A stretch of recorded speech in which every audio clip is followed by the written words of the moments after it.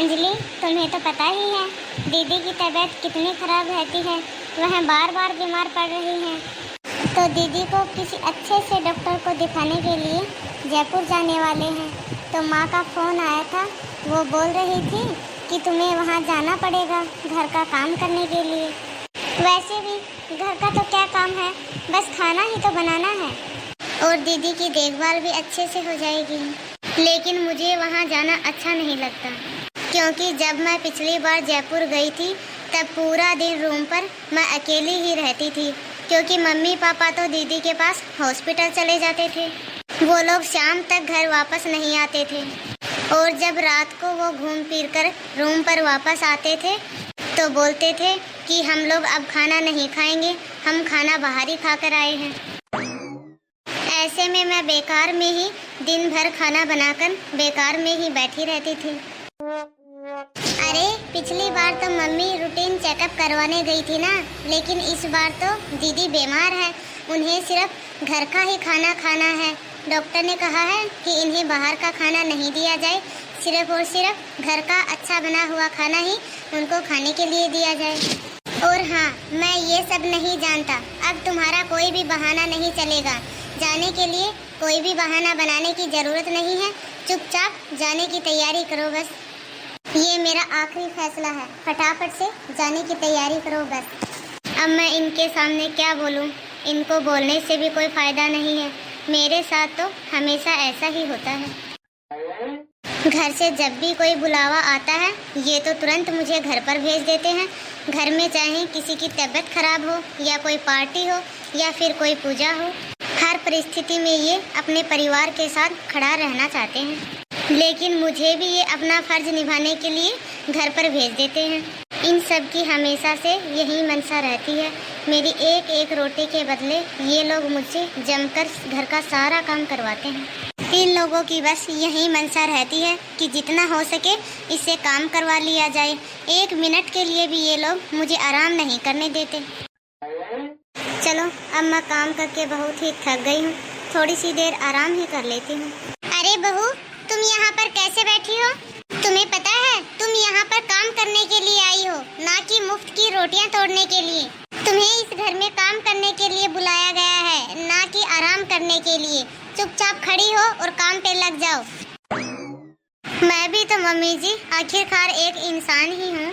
सारा दिन काम करने के बाद मैं थक जाती हूँ, तो मैं सोची कि अब सारा काम खत्म हो गया है, चल के थोड़ी सी देर आराम ही कर लेती हूँ। बस अभी काम खत्म करके आई थी, इतने में ही आप आ गए यहाँ पर।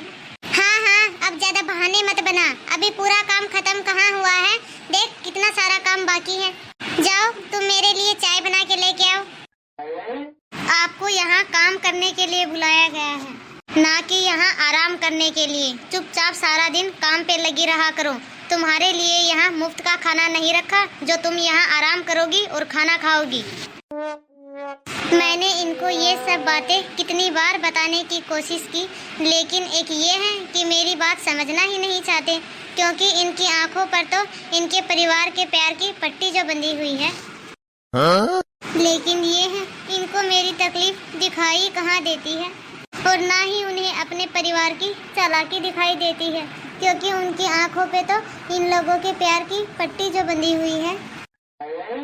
देखिए जी, आज मुझे मेरी तबीयत थोड़ी ठीक नहीं लग रही।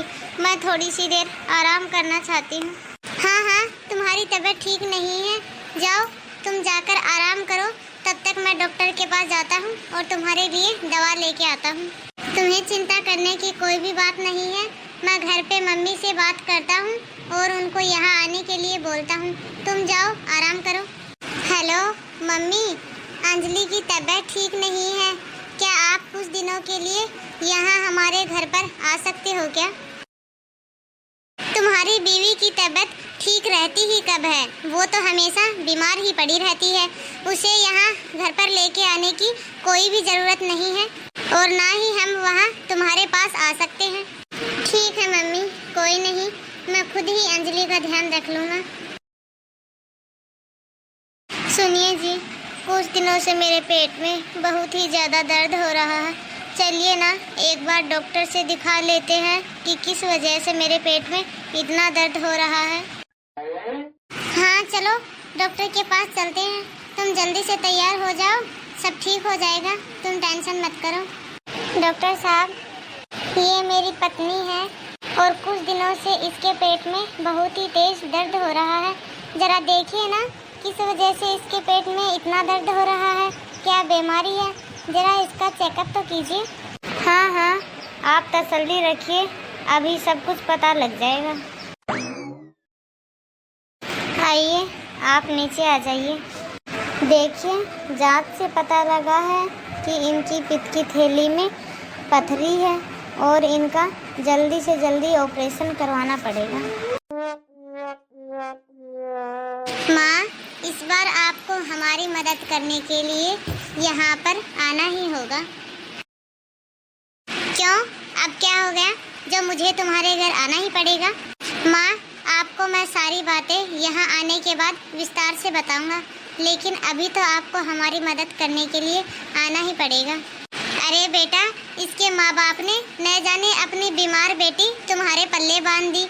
ये बहू तो हमेशा बीमार ही रहती है और अब इसका ऑपरेशन करवाना पड़ेगा। अरे बेटा, मैं तो तुम्हें कहती हूँ बहू को ले जाकर हमेशा के लिए इसके मायके में ही छोड़ दे। अरे बेटा, मैं तो तुम्हें बोलती हूँ कि इस बीमार बहू के ऑपरेशन पर पैसे खर्च करने से अच्छा है कि इसी पैसे से कोई और दूसरी नई बहू ले आओ।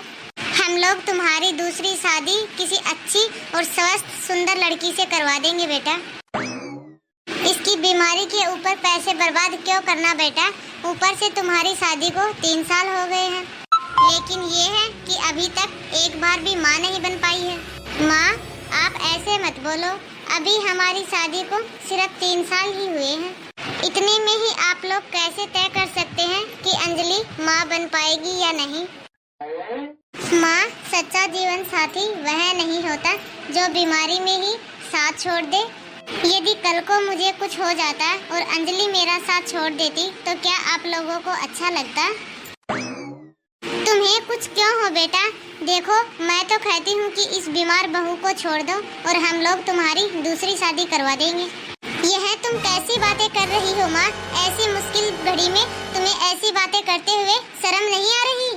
मेरी पत्नी की तबीयत खराब है तो आप कह रही हो कि मैं इसे छोड़ दूं? तुम्हारे लिए दूसरी पत्नी ले आते हैं। जब तुम्हारी तबीयत खराब होती है, क्या तब मैं आपको छोड़ दूं और तुम्हारी जगह एक स्वस्थ माँ ले आऊं? यह क्या बकवास कर रही हो माँ आप? तुम्हें तो बस हर बात पे अपनी पत्नी का पक्ष लेना ही आता है। हम लोग बार बार तुम्हारी मदद करने के लिए वहाँ तुम्हारे पास नहीं आ सकते। जरा एक बार आप मुझे बता दीजिए कि आप लोग यहाँ कितनी बार मेरी और मेरी पत्नी की मदद करने के लिए यहाँ हमारे घर पर आए हैं। आप लोगों को जितनी बार भी हमारी जरूरत पड़ी, मैंने उतनी बार ही अंजलि को तुम्हारी देख रेख करने के लिए भेज दिया। मैं खुद छुट्टी लेकर आप लोगों के पास जब आपको मेरी जरूरत होती है तुरंत मैं वहाँ पर पहुँच जाता हूँ। लेकिन आज जब अंजलि को आप लोगों की जरूरत है तब आप लोग मुझे अपनी पत्नी बदलने के लिए ही बोल रहे हैं। अरे मम्मी, आप मुझे ये बताइए कि आखिरकार तबीयत किसकी खराब नहीं होती? शादी के बाद आप भी तो बीमार पड़ी होंगी ना? पापा भी आपको छोड़कर यदि दूसरी शादी कर लेते तब आपको कैसा लगता?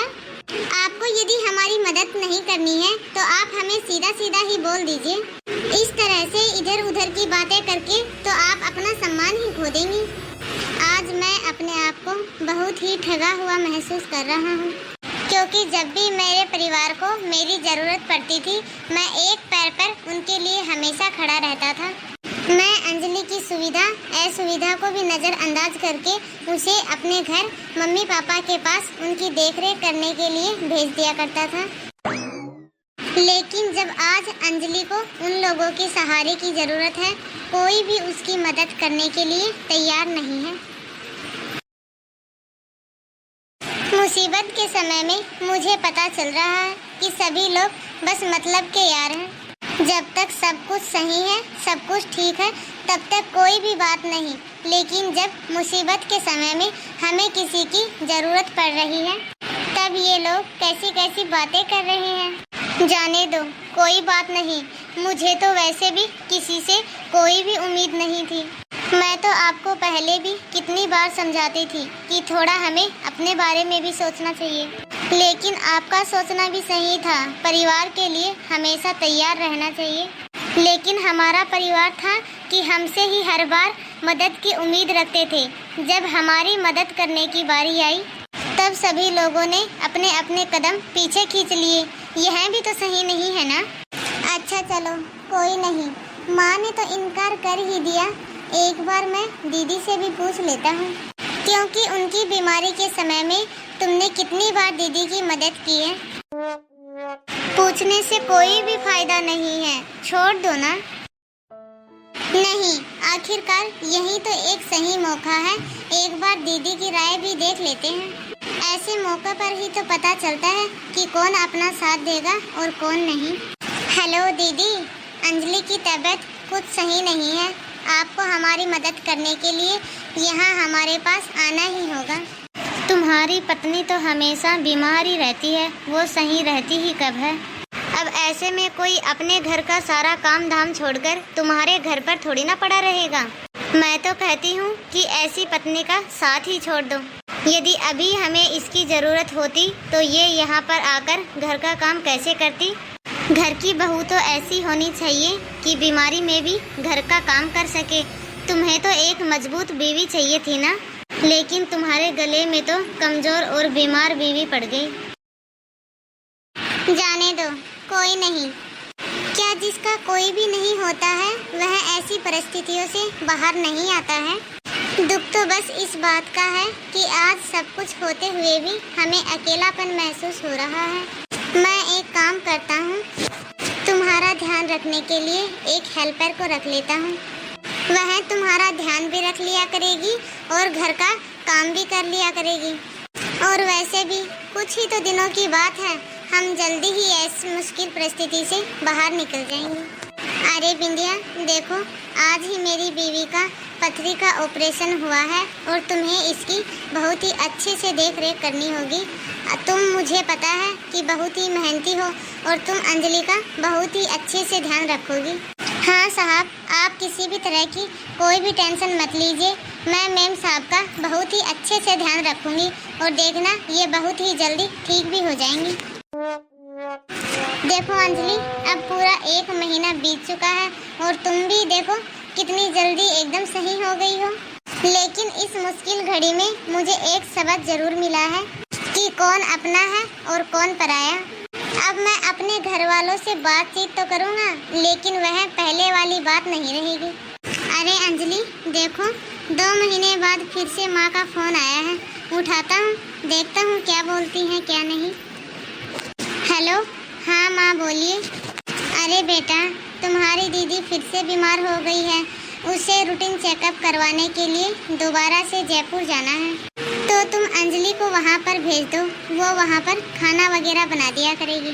माँ, जब अंजलि को आप लोगों की ज़रूरत थी तब तो आप लोगों ने बड़ी जल्दी ही जवाब दे दिया था।